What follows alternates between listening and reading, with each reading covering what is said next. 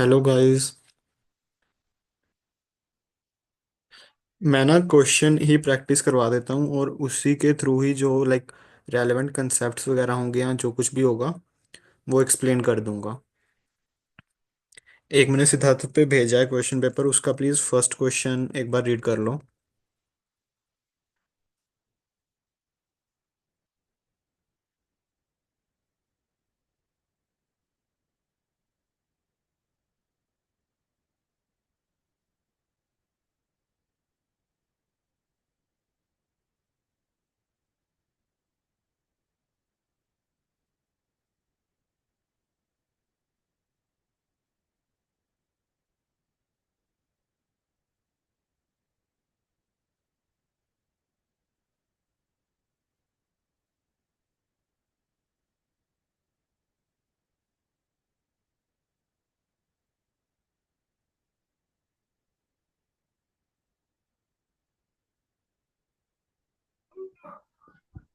Section one two and आगे।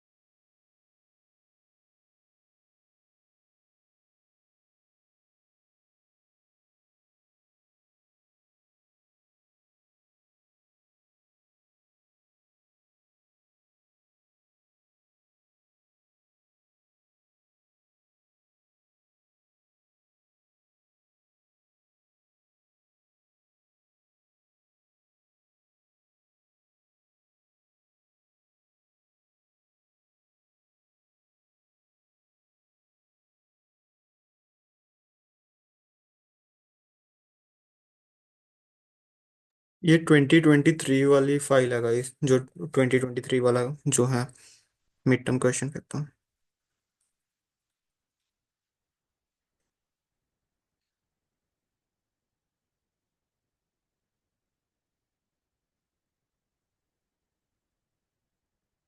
इसमें जैसे अभी हमें डिटेल्स दी हुई हैं।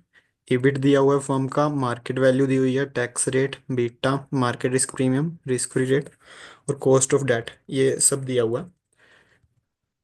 तो बेसिकली इसमें हमें एनालाइज करना है कि जैसे जैसे फर्म की कॉस्ट डेट बढ़ेगी कैपिटल स्ट्रक्चर में, जैसे करंटली जो मार्केट वैल्यू ऑफ फर्म है वो 12 मिलियन है। एंड जो फर्म है वो सारे का सारा इक्विटी के थ्रू कैपिटल रेज कर रही है।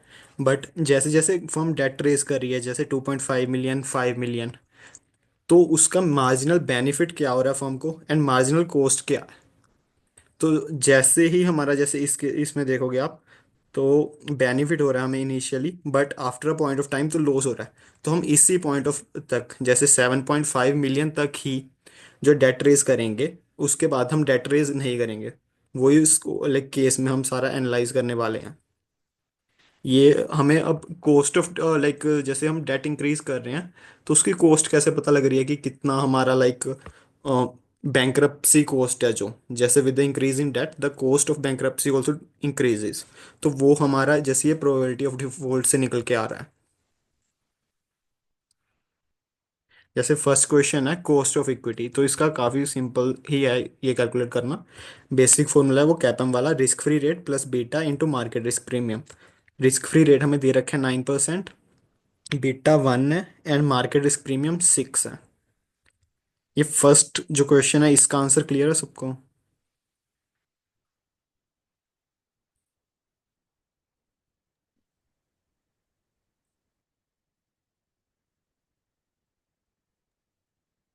First question is clear, but how did you make the clear है that भाई? table? टेबल बेसिकली हमें जो आधी डिटेल्स दी हुई थी, जैसे डेट हमें दिया हो, जैसे क्वेश्चन में देखोगे डेट वैल्यू हमें दी हुई है ना, एंड प्रोबेबिलिटी ऑफ डिफॉल्ट दिया हुआ है, जो ये ई कॉलम है एंड के कॉलम है हमें दिए हुए हैं। ठीक है। एंड जो बैंक्रप्सी कॉस्ट है वो भी हमें दी हुई है। तो जैसे एफ कॉलम में हम ले रहे हैं इंक्रीज इन डेट। जो इनिशियल डेट है वो 2.5 मिलियन है, अगर हम 5 मिलियन पे जा रहे हैं तो वो इंक्रीज इन डेट हो गया 2.5 मिलियन। ठीक है। अब मार्जिनल बेनिफिट ऑफ डेट, जो डेट का बेनिफिट होता है ना इंक्रीज इन डेट का, उसका सिंपल फॉर्मूला है कि tax benefit of debt is equal to debt into tax rate. ये बेसिक सा फॉर्मूला है और यही मैंने अप्लाई किया जैसे marginal benefit of debt calculate करने के लिए। जैसे डेट है 2.5 मिलियन इंटू 40% जो हमारे पास टैक्स रेट है, तो वो हमारे पास मार्जिनल बेनिफिट ऑफ डेट आ गया कि 2.5 मिलियन रेज करने से हमें मार्जिनल बेनिफिट कितना हो रहा है। तो ऐसे ही हमने इंक्रीज इन डेट के लिए मार्जिनल बेनिफिट्स कैलकुलेट कर लिया। यहाँ तक Okay. समझ आ गया सबको कि मार्जिनल बेनिफिट कैसे कैलकुलेट कर हो रहा है या कैसे आ रहा है? Yes.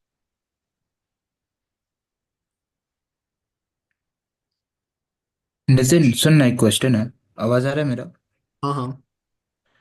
जो ये टेबल बनाया है ना, debt increase in debt margin benefit of debt, ये वाला, हम्म। वो हमको समझ में कैसे आएगा that we have to make this table? Like what is written in the question so that we can imply that we have to make this table? Question में बेसिकली हमें वही पूछा है कि ऑप्टिमल कैपिटल स्ट्रक्चर क्या होगा या किस पॉइंट ऑफ टाइम पे the firm should stop taking additional date. तो उसमें हमें बताया गया है कि जैसे 2.5 मिलियन अगर फर्म डेट ले रही है ना, तो प्रोबेबिलिटी ऑफ फेलियर है 2 पॉइंट जैसे 0%। तो इसमें जैसे प्रोबेबिलिटी ऑफ डिफॉल्ट 0 है तो हमारा कोई भी कॉस्ट नहीं होगा, बैंक्रप्सी कॉस्ट नहीं होगा, सिर्फ हमारा बेनिफिट है जो डेट लेने से हमें बेनिफिट मिल रहा है। Got it. ये कंसेप्ट क्लियर होगा ना सबको कि अगर हम एडिशनल डेट रेज कर रहे हैं तो हमें बेनिफिट क्यों हो रहा है? क्योंकि वो हमारा इंटरेस्ट जो है वो टैक्स डिडक्टेबल होता है। तो जब हम डेट रेज कर रहे हैं तो उसका इंटरेस्ट पे करेंगे, तो वो जब हमारी इनकम स्टेटमेंट बनेगी तो उसमें से इंटरेस्ट सब्ट्रैक्ट हो जाएगा। तो इसीलिए हमें टैक्स कम पे करना पड़ेगा, तो इसीलिए वो बेनिफिट हो रहा है। इसका जो नेट में फॉर्मूला निकलता है कि नेट में हमें क्या बेनिफिट होगा डेट रेज करने का, तो वो उसका फॉर्मूला ये है, डेट इंटू टैक्स रेट।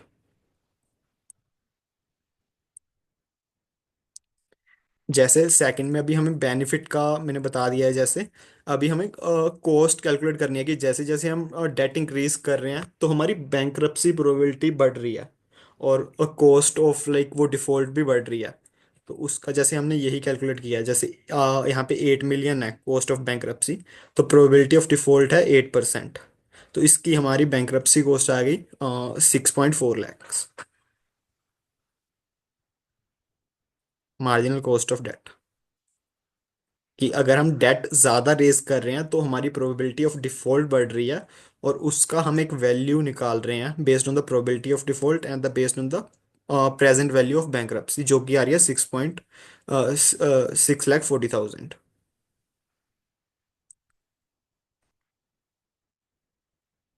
ऐसे ही हमने जो जैसे जैसे हम एडिशनल प्रोबेबिलिटी ऑफ डिफॉल्ट, जैसे टोटल कॉस्ट ऑफ बैंक्रप्सी यहाँ पे 6 लाख 40,000 है।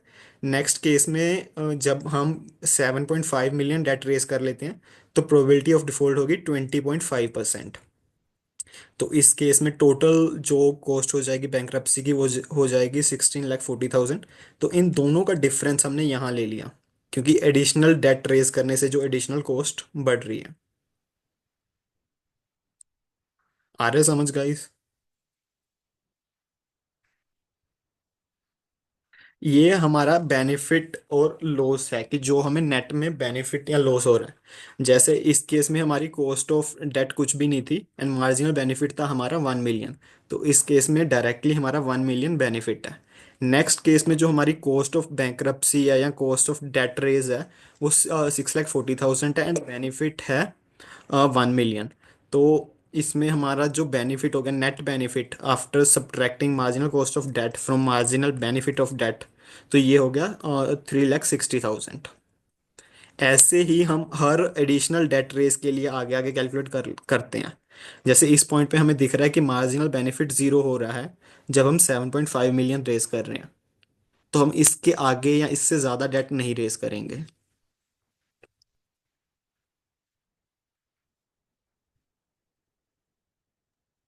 ठीक है। ठीक है ना? तो इसमें जैसे अभी मैं नया जूम लिंक शेयर कर दूंगा इस थोड़े टाइम में। जैसे इसमें अभी हमें सेकंड क्वेश्चन में पूछा हुआ है ऑप्टिमल कैपिटल स्ट्रक्चर। वो वही पूछा है कि how much debt a company should raise so that it is able to like drive maximum benefit out of debt. तो जैसे बेनिफिट हमें यहाँ पे नील हो गया है, यहाँ पे जीरो है। तो हम 5 मिलियन डेट रेस करें या 7.5 मिलियन डेट रेस करें, उस केस में हम इनडिफरेंट है, कोई लाइक डिफरेंस नहीं है। तो वही है ऑप्टिमल कैपिटल स्ट्रक्चर फर्म का होगा, जिसमें फर्म 5 मिलियन या 7.5 million of the required capital is financed through debt. अब वैल्यू ऑफ द फर्म,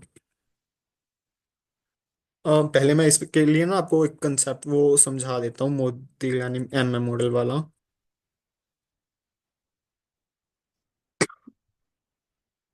ये है जैसे प्रोपोजिशन।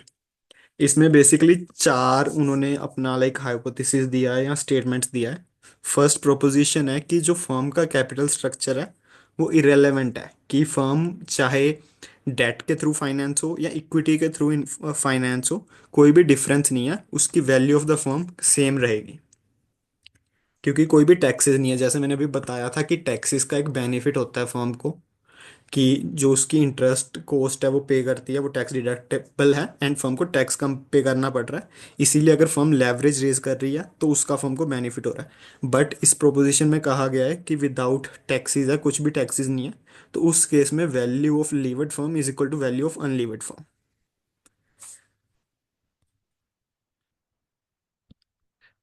वैल्यू जैसे लीवर्ड फॉर्म और अनलीवर्ड फॉर्म का बेसिकली वो डिफरेंस बता देता हूँ क्या है। कि लीवर्ड फॉर्म होती है जिसने बेसिकली डेट रेज किया हो कुछ भी, जैसे 50% of the company is finance through debt, वो हो गई एक लीवर्ड फॉर्म। अनलीवर्ड फॉर्म है कि जिसने कुछ भी डेट नहीं रेज किया।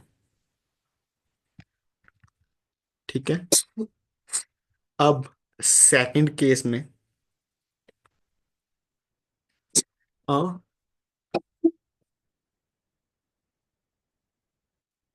इसमें अभी हमें सेकंड केस में भी प्रोपोजिशन जो है वो विदाउट टैक्सेस है। बट इसमें जैसे कॉस्ट ऑफ इक्विटी बढ़ रही है जैसे जैसे हम डेट बढ़ा रहे हैं। जैसे कोई फर्म है, अगर जैसे सपोज करो कि अगर हम किसी शेयर में ही इन्वेस्ट कर रहे हैं, तो अगर वो फर्म लाइक फुली फाइनेंस्ड है अपनी ओन कैपिटल से, तो वो एक कम रिस्की फर्म है, क्योंकि उसको कोई भी ऑब्लिगेशन नहीं है कि इंटरेस्ट पेमेंट करनी ही करनी होगी। बट अगर वो फर्म अभी 90% डेट के थ्रू फाइनेंस्ड है, तो जो रिमेनिंग 10% शेयर होल्डर्स हैं, इक्विटी शेयर होल्डर्स, वो ज़्यादा रिटर्न डिमांड करेंगे क्योंकि वो ज़्यादा रिस्क ले रहे हैं। जैसे वही है कि इसमें कॉस्ट ऑफ इक्विटी फर्म की इंक्रीज हो जाएगी, क्योंकि वो एडिशनल पेमेंट्स या एक एडिशनल कंपनसेशन जो इक्विटी शेयर होल्डर्स डिमांड करेंगे, because of the risk they are taking, as the firm is like highly levered और has highly debt in its capital structure. तो ये जैसे वो डायग्राम वही शो कर रहा है कि वैक है जो कांस्टेंट रहेगा, जो फर्म की like weighted average cost of capital है वो कांस्टेंट रहेगी as the firm keeps on increasing the debt. But cost of equity firm की इंक्रीज करती जाएगी। आ रहा है समझेगा ये?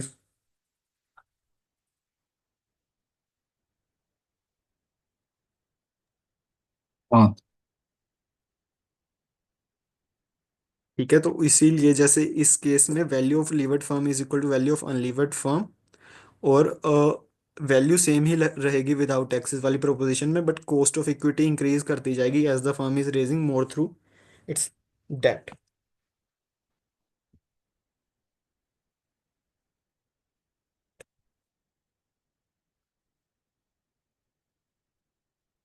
ये समझ आ गया ना गाइज आपको कि वैक क्यों कांस्टेंट है? लाइक मैं दिखाता हूँ इसमें आपको। जैसे कॉस्ट ऑफ डेट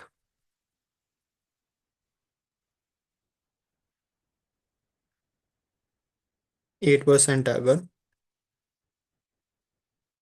और अगर हम 10% डेट के थ्रू फाइनेंस कर रहे हैं।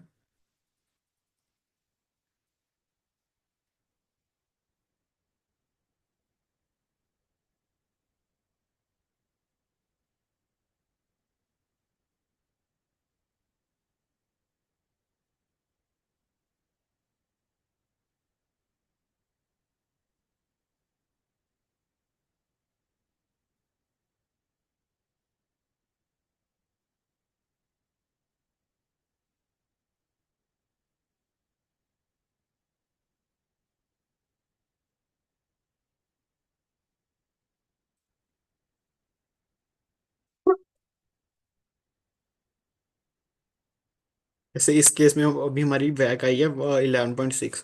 तो नेक्स्ट जो केस है जिसमें हम डेट का वेट बढ़ा रहे हैं, उस केस में भी हमारी वैक सेम ही रहेगी। जस्ट हमारी कॉस्ट ऑफ इक्विटी जो है वो बढ़ जाएगी, क्योंकि जो रिस्कीनेस है फर्म के इन्वेस्टर्स के लिए वो बढ़ रही है, कि जो फर्म में डेट स्ट्रक्चर है वो ज़्यादा है, इसलिए रिस्कीनेस बढ़ रही है। अब जो थर्ड प्रोपोजिशन है उसमें कह देते हैं कि टैक्सेस आ गए हैं। तो टैक्सेस आने की वजह से जो फर्म को बेनिफिट हो रहा है, उसकी वजह से जो लीवर्ड फर्म है उसकी वैल्यू ज़्यादा होगी कंपैरेटिवली टू अनलीवर्ड फर्म।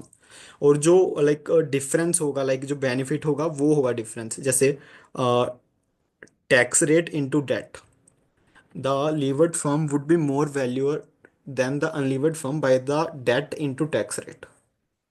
ये है बेसिक, जो लाइक जो टैक्स बेनिफिट हो रहा है वो अब हम लीवर्ड फॉर्म में ऐड कर रहे हैं। अभी नेक्स्ट केस में ये सेम फॉर्मूला ही है जो प्रोपोजिशन 2 में था, बस इसमें हमने जो है वो टैक्स वाला कंपोनेंट ऐड कर लिया है। सेम फॉर्मूला है, जो टैक्स वाला कंपोनेंट है, टैक्स बेनिफिट हमें हो रहा है, वो इस फॉर्मूला में ऐड हो गया है। तो ये विद टैक्सेस वाली प्रोपोजिशन है। जैसे अभी हमारा ये केस था, इसमें हमें value of the firm find out करनी है, बट ये value of the levered firm है। ठीक है। तो value of the levered firm हो जाएगी, जो market value of the firm है 12 मिलियन, प्लस मार्जिनल बेनिफिट या टैक्स शील्ड का जो बेनिफिट हो रहा है फर्म को, minus the probability of bankruptcy cost जो हमने यहाँ पे सब्ट्रैक्ट की। तो टोटल जो वैल्यू ऑफ लीवर्ड फर्म हो जाएगी ये 13.36 मिलियन। आ गया ये फर्स्ट क्वेश्चन का समझ? इसमें कोई डाउट है तो मैं मीटिंग लिंक नया शेयर कर रहा हूँ, वो ज्वाइन कर लेना। हाँ भाई कर दो। Okay guys.